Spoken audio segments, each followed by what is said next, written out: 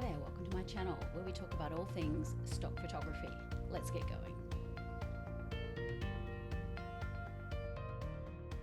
So maybe you've seen the hype about stock photography on YouTube or TikTok as a great side hustle.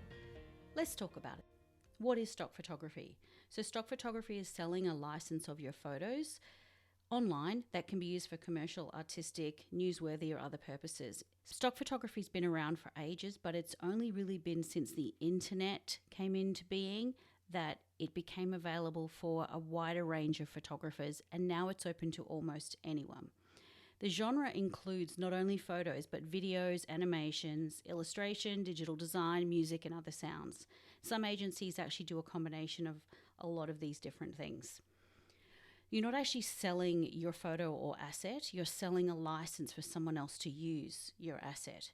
So the license is a royalty-free license. Now, royalty-free is a bit of an unfortunate term because it has the word free in it, which is a little bit misleading, but it means that the buyer does not need to pay any more royalties to the artist once they've done the initial license. Now, they might pay other additional licenses like extended licenses that they can use for other purposes. We'll get into that later. Who can sell stock photography? Well, anyone can. There's very little barrier to entry nowadays, and provided that you have some basic skills, you can sell your work online. Now, some agencies do have tests. Some agencies are super picky, and some will let anyone upload. So I really recommend that you start with these other agencies first to get a feel for how stock photography works before you tackle the more serious guys. You don't want to be declined from them multiple times. Do you need a pro camera? Not really, although it helps. You will need some technical skills, particularly when it comes to editing, and we'll help you out with that here. So my quick backstory, I've been selling stock for 10 years. Maybe you can tell I'm Australian.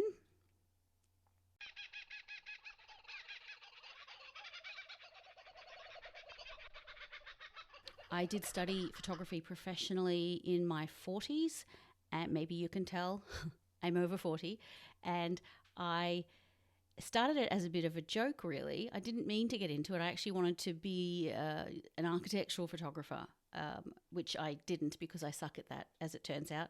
But I did it as a bit of a joke, and I just threw some photos into a little website called 123RF that I randomly came across. Didn't do anything about it. Came back 5 months later, and my 7 images had sold, and I'd made like $18. And I was like, wow, this is cool. I should keep doing this. So I started putting more photos online. I joined iStock. I joined a bunch of other places. You can put the same photos everywhere. And within a couple of months, I was making over $100 a month just from, putting these random photos online. And I thought, this is really fun. Like, it is fun. You wake up in the morning. This is more so true for Australians because most of the sales happen in the USA and Europe. But you wake up in the morning and cha-ching, you've got sales. It's pretty cool to make money while you sleep. So I was working professionally and I was just shooting stock on the side still. So if I went to a photo shoot, say I was shooting food in a restaurant, I would take some extra grabs of the food and then I would put those photos into my stock portfolio online. And so I slowly built up a little bit of a portfolio. Nothing great. My work was pretty average when I first started out, not going to lie. We moved interstate after that and I lost all my clients and I had to start from scratch in a town where I knew nobody. And stock photography was my lifesaver because I focused more heavily on it and suddenly I was earning $1,000, $2,000 a month, which was amazing. Every agency is different. There's a lot to learn about each of their personalities and methods. So they all have different royalty structures, but they also have different standards, different rules, different image managers, different payment methods, different payout thresholds, and basically some of them care less about you and some of them are more approachable and you can actually talk to an editor. So let's talk money, that's why you're here. So the royalty rate varies depending on each agency. Now, most people are going to start with iStock and Shutterstock. You're looking at a commission rate of 15 to 20% for iStock and Shutterstock at 15 to 40%. Now, this sounds maybe okay in theory, but the reality is that these are subscription sites and clients basically pay $99 a month to get unlimited downloads. Subscription sale will earn you somewhere between 1 cent and 10 cents at these agencies. So you need a lot of them to make up. In addition to that, Shutterstock has a tiered system so that you start the year on level 1 where you're earning 15%. And then as you sell more photos, you progress up the levels and then your percentage rate increases. However, what they don't include in this little graph here is that even when you get to level 6, and good luck with that, us mere mortals are not getting to level 6 anytime soon, you still only earn 10 cents per subscription download, even at level 6. They only just did this last year. People were seriously pissed off about it. I don't know. Some people walked. I don't really know. Shutterstock's not my main agency, so it hasn't bothered me that much.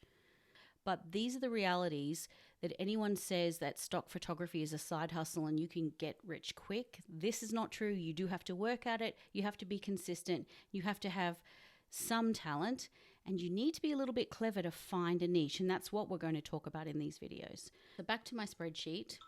The best agencies that pay the most are places like Stocksy that pay 50% and up to 75% of extended licenses. Stock Photo also has the same commission rate. They're an Australian agency and only Australians or people living in Australia at the time may apply to submit photography, and all the photos have to be taken in Australia. There are other agencies like that in Europe. So if you're in Europe, you can hunt down some of those. Obviously, I don't submit to any of those agencies. The other big agencies are Adobe, which used to be called Fotolia, which is now called Adobe Stock, Shutterstock, iStock and Getty are the same, kind of the same thing, but not. Going down the list, IM is an kind of a tricky one. We'll talk about that later. It's basically phone pics, and you get your stuff on Getty without having to apply to Getty, but you do earn about 1 cent. So it's maybe you'd upload while you're watching telly or something. There's a couple of other agencies down here that we'll talk about later on as well. So I just didn't want to overwhelm you in the first video. But if you are interested in getting into stock photography or you're looking for further tips, you're in the right place. So if you are looking to get into stock photography, here's what we're going to do. I'm going to rejoin iStock. I quit about 5-6 years ago. But I will rejoin with you and we'll go through the whole process of how to join, how to upload. But before we do that, you need to get your photos in order. And so that's what we're going to focus on first, is getting your photos ready to submit and getting them into a workflow. Because if you are messy, you'll be so unorganized and you will hate this. So I'm going to show you how I do it just to keep myself organized. And that makes everything a lot easier. Before you start, I've got 4 little bits of homework for you. Number 1, you need to locate all your photos, and I want you to put them all into one folder, one space, preferably on an external hard drive. I don't store anything on my actual computer. That's your first thing. They'll probably need to be edited for stock, cropped, etc. We have to add keywords and titles, and we need to be organized. You need to name them properly, and they need to go into folders. You need to have a system. You don't have to have mine, but you need a system, otherwise you will fail before you even get going. Number 2, consider what name you're going to use online. Some agencies do not let you change it. Maybe you want the same name across all sites so clients could find you, or maybe conversely you don't want the same name across all the sites. Give that some thought and have a couple of names up your sleeve. Some places do let you change your name, but some don't. So you need to give it some thought before you get going. I don't know if I made 3 or 4 points there, but let's get going. I want you to organize your photos, get them into folders, and in the next video, we're going to talk about workflow and metadata on getting your photos ready to upload to a stock site. Thanks for listening. I'll see you in the next video.